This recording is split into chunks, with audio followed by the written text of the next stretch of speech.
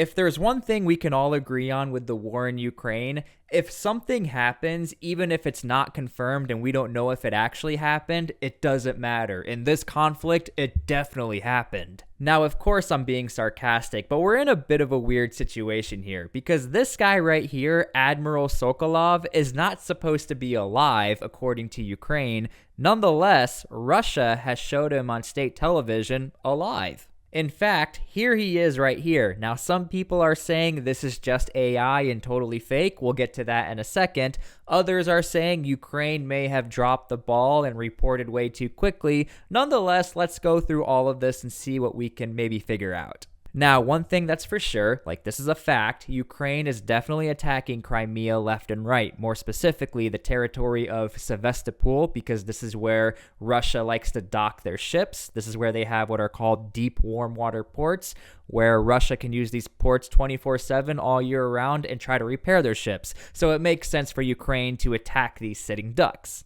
And speaking of a sitting duck, recently Ukraine attacked the Black Sea headquarters where it was reported that this top admiral was taken out along with some other officers. Now you have a lot of people confused where people are assuming this commander has been taken out, and now all of a sudden Russia the next day post this video on TV of all of these top commanders and generals in the middle of like a news conference and a briefing on what's going on in Ukraine. And down below me is the admiral who's not supposed to be alive. Now, we're going to go ahead and watch the raw footage, and then we're going to sort of analyze and see, is this AI? Is this fake? Because a lot of people are saying this is totally fake. So let's go ahead and watch the raw footage first.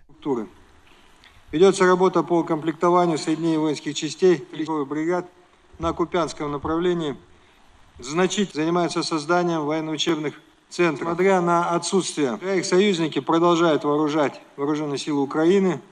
А киевский режим, такие циничные действия Запада и их приспешников в Киеве лишь подталкивают Украину к самоуничтожению структуры.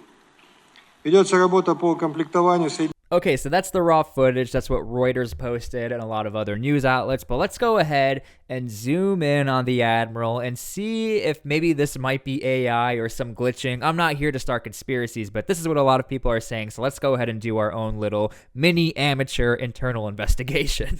Okay, let's go ahead and isolate the commander. Now, I actually did a live stream when this happened. A lot of you guys were saying his mouth isn't moving, his eyes aren't moving, and something just doesn't look right.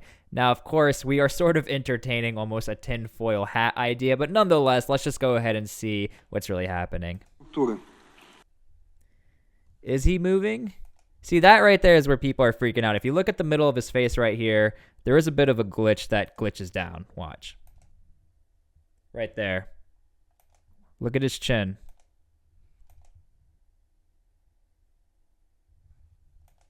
Is that fake news right there?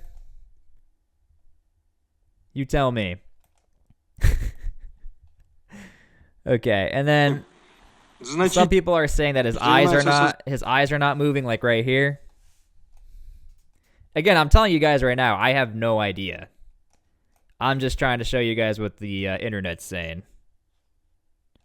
I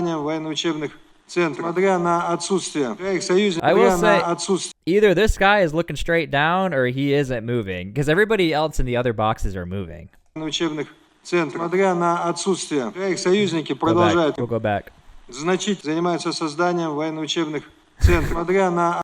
It would actually be funny if we caught him in 4K falling asleep during this meeting while everyone's trying to analyze if he's actually a real person or not.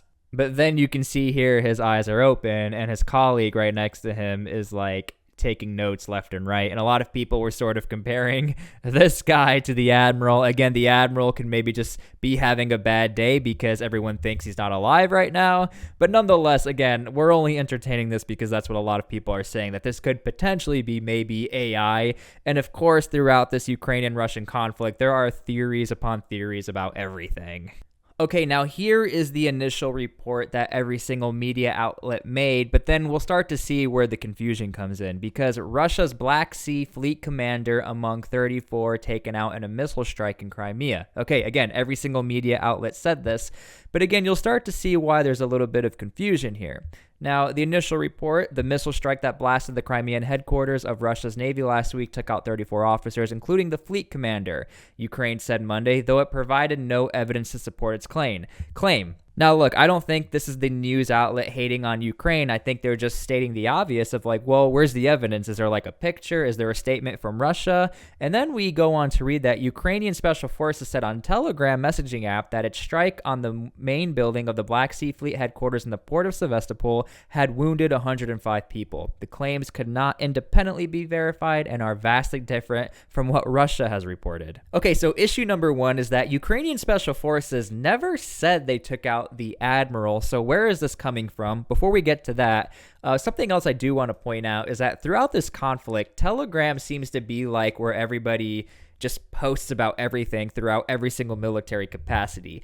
To include Wagner, to include the Russians, like Telegram is the place to be to find out all of this news. So this is nothing new for a special forces group to report something on a messaging app. And of course, news outlets are following all of the Telegram groups throughout the Ukrainian conflict. So if the Ukrainian special forces say this, it must be legit. Now, of course, Russia reports on this, and we always have to take everything they say with a grain of salt. Russia's military announced the attack on the building and initially said one service member was taken out, and later said the person was not taken out, but he was missing. Moscow has provided no further updates. So now we have a vastly different report of 105 people wounded, and then we have Russia saying, well, nothing actually happened. So again, where is this admiral coming from? Okay, so this initial report happened on a Friday. I'm filming on a Monday when all of these new reports are coming on. So Ukraine had the weekend to sort of try to figure out what is happening. And Ukraine actually even acknowledged, well, we should probably give some proof. And we acknowledge that maybe we need to update these figures. And they did. So this is Ukraine's new update. They say the new report indicates that the fleet's chief, Admiral Viktor Sokolov, was taken out, though no supporting evidence was offered. So again, we have this weird gray area of, well, Ukraine is reporting this. However, again, he was not named in the statement by the Special Operation Forces. So here's who said this.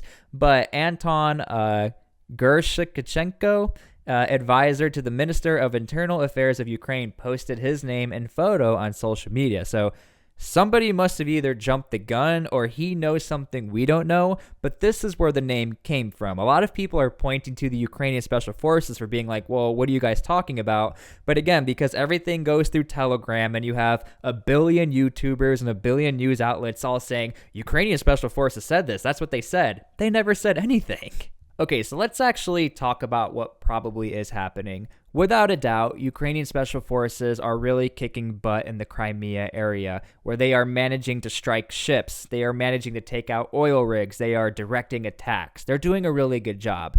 So initially, with this attack, they reported what they knew. They said that there were people wounded in the area, but they never gave any names or any too specific of numbers. And of course, when you report anything on Telegram, it's almost like playing the biggest game of telephone where, wait, Ukrainian Special Forces said this, they said this, they said this, and then all of a sudden an actual Ukrainian official from the government says, well, we took out the admiral. Now, I'm sure somewhere in this chain of the largest game of telephone, somebody accidentally slipped up or he knew something. But nonetheless, again, that is one of the biggest issues with this conflict in Ukraine. Whenever something gets posted on Telegram, you need to be very, very careful on what is actually being reported, because initially we saw what the Special Forces reported, and then it got turned all the way into, well, the commander was taken out, or the admiral. Now, we have to be very careful with believing anything Russia says, because we know them to be a little sneaky. I mean, one example being Mr. Prigozhin, the guy whose jet crashed. He used to be the head of Wagner. You know, they're operating all in Africa right now. When his jet crashed, Putin didn't come out and Russia didn't come out and say that Prigozhin was taken out, the head of Wagner. They sort of waited on it, but everybody else knew.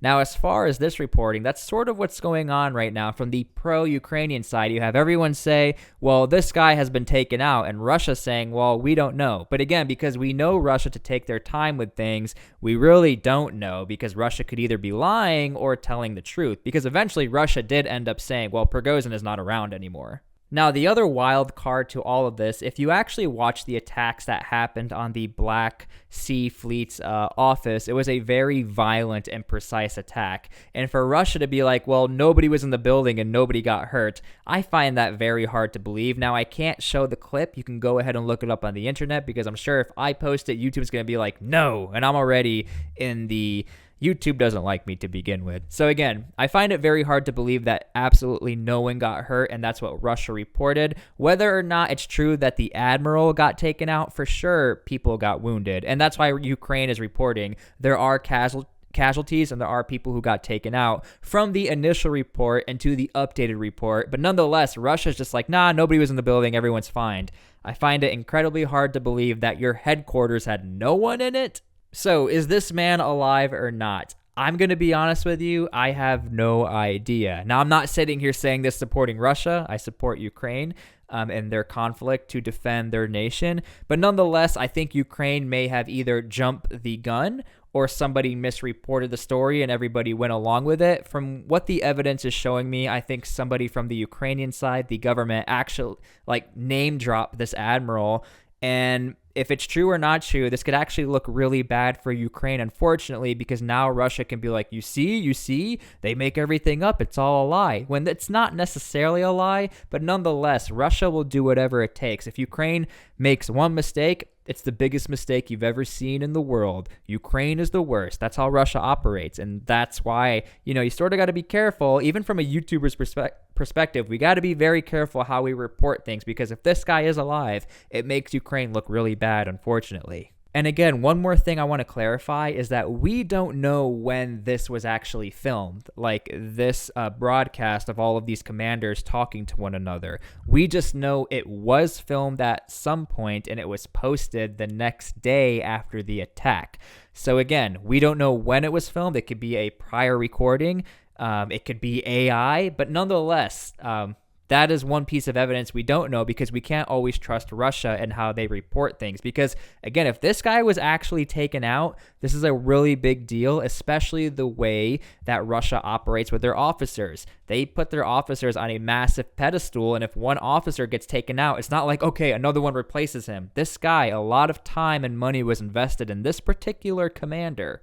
Because when you actually dig deep into his bio, he was a key asset in actually securing the Tartus naval base down in Syria. So he comes with actual combat experience and administrative experience. So again, this would be a massive thing if Ukraine took him out. When I initially reported on this, a lot of people were like, what's the big deal if he got taken out? He'll be replaced just like that. Well, yeah, just like Prigozhin, how was he replaced and how is Wagner doing? A lot of people said, and even Wagner said, oh, we can replace Prigozhin. We're not only loyal to him, but notice you don't hear anything out of Prigozhin, because just like all Russian military elements, there's so much emphasis on the commanding officer or the officers that if one guy gets taken out, the whole thing crumbles. Like I said before, Ukrainian special forces and the Ukrainian conventional forces have had a lot of momentum on Crimea, taking out key assets, taking out the freaking headquarters of the Black Sea Fleet. So again, we don't know whether or not this guy is alive or not, but the reason why I'm making this video is to show you how fast this conflict is moving and how sometimes